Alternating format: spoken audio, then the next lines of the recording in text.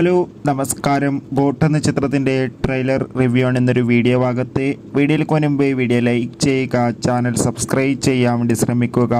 വെങ്കട് പ്രഭുവിൻ്റെ സംവിധാനത്തിൽ ദളപതി, വിജയ്, സ്നേഹ, പ്രഭുദേവ എന്നൊക്കെ പ്രധാന കഥാപാത്രങ്ങളായി വരാൻ പോകുന്ന ചിത്രമാണ് ഗോട്ട്.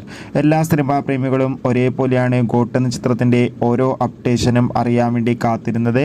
അങ്ങനെ കാത്തിരിപ്പിനൊടുവിൽ ഇപ്പോൾ ചിത്രത്തിൻ്റെ ഒഫീഷ്യൽ ട്രെയിലർ റിലീസ് ചെയ്തിരിക്കുകയാണ്. അതിഗംഭീരമായ ഒരു മികച്ച ട്രെയിലർ തന്നെയാണ് ഇപ്പോൾ ആരാധകർക്ക് മുന്നിൽ പുറത്തു വന്നിരിക്കുന്നത്.